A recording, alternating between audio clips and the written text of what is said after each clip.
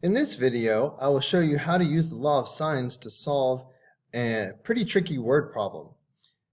In attempting to fly from city A to city B, an aircraft followed a course that was 10 degrees in error, as indicated by the figure below. After flying a distance of 50 miles, the pilot corrected course by turning at point C and flying 70 miles farther.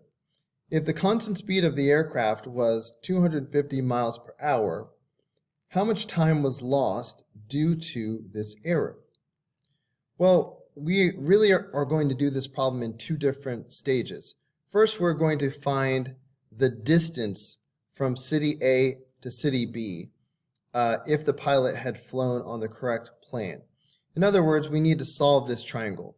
And then sort of as a part two, we're going to compare those distances and talk about the speed of the plane and how long it would take to fly the extra distance that the pilot traveled. First, we need to solve this triangle. So what are we missing? We are going to have to find the measure of angle B. Maybe I'll write a little bit bigger. We're going to need to find the measure of angle B and the measure of angle C, and the length of side C. Side C is the distance between the cities, the original correct path. So I'm just going to put side C. So we really need to solve this triangle. First, I'm going to have to find angle B. I'm seeing that the pair of numbers that I have, for the law of sines, we're going to need an angle and the opposite side. Well, we have this angle of 10 degrees. We have the opposite side of 70. That's great. But what else do we have? The only other number we have is this 50. And the angle that's across from it is angle B. So I have to use the 50 to find angle B. So that's what's about to happen. So, because I'm looking for angle B, I'm going to start off with angle B in the top. So I'm going to have the sine of angle B over 50 is equal to, and now I'm going to use the other pair I was speaking about, so the sine of 10 degrees over 70. To solve this, I will simply multiply both sides by 50. Okay, so that will get the sine of B by itself. To actually find angle B, I will actually have to do the inverse sine of all of this. So be careful, I'm about to do the inverse sine. So I'm going to do inverse sine, and then let's go to fraction mode. So this will be 50 sine 10 over 70.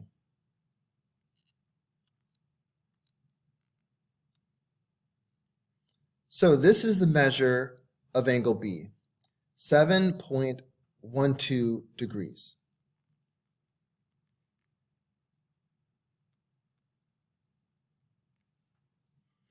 All right, it will now be easy to find the measure of angle C because I have 2 out of 3 angles. So I can simply subtract from 180 now.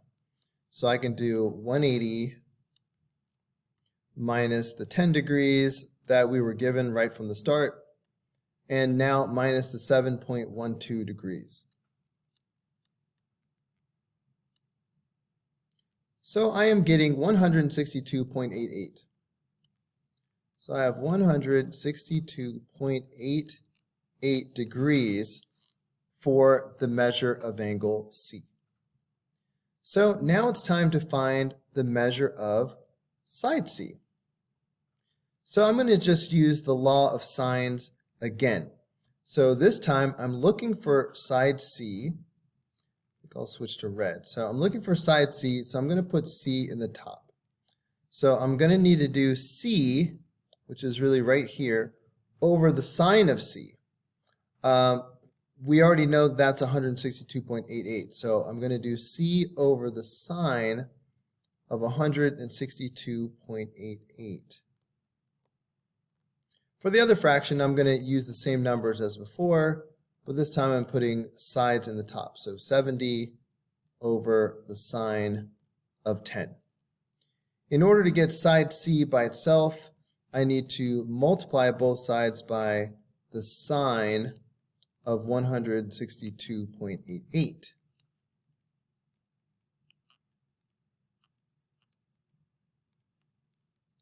This will get side c by itself, so I'm simply going to put all of this in my calculator. Fraction mode, 70 sine 162.88 over the sine of 10. So that's 118.67. Whoops. 118.67. And these distances are being measured in miles. So I'm going to go ahead and stick miles on the end of this. So that is the distance. If we went straight from A to B, maybe I'll put that in the picture now. So if I go straight from A to B, it would be 118.67 miles. On the other hand, I went out of my way and I went, the pilot went 50 miles and then another 70 miles. So that is 120 miles total. So all we care about is the difference between these. Okay, so let's talk about the extra miles.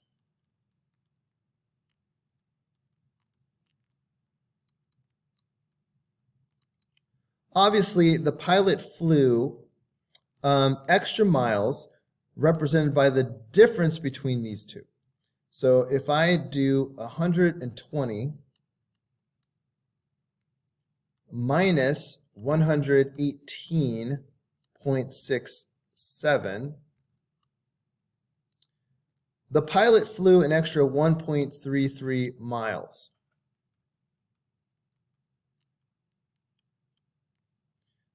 What they really want us to do is find out how long it would take to fly this extra 1.33 miles.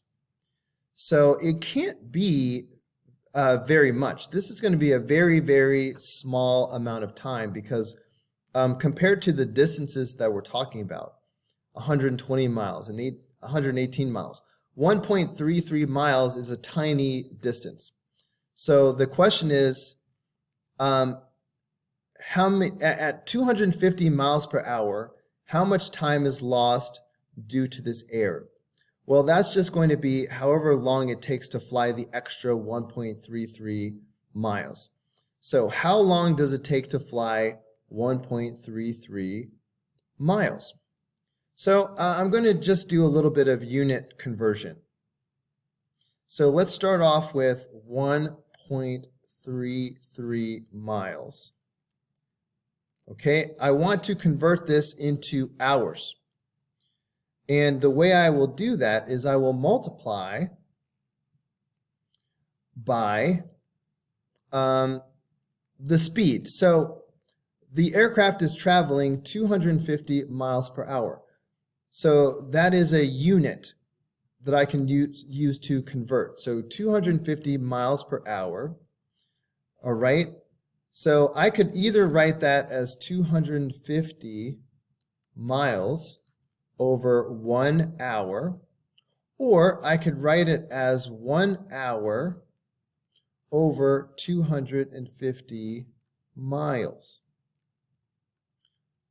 So I'm going to write it this way because I want the miles to cancel out when I do my unit conversion, and I want to be left with the units of hours.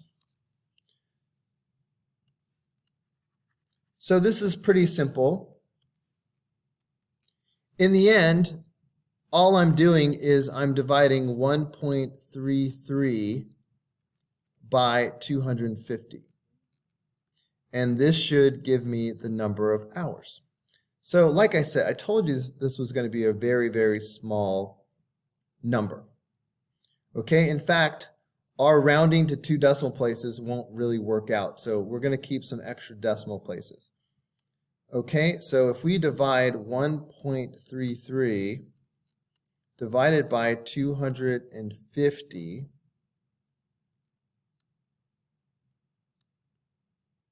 I'm getting 0.00532. Okay, so I'm getting 0.00. So I guess instead of saying 2 decimal places, let's say 2 significant figures. So I will round it, but I'll round it to 0.52. All right, if I try to round it all the way to 2 decimal places, like the nearest hundredth, then I would be saying 0.01. That's too much rounding. So let's call it 0.0052 hours. All right, not a lot of time.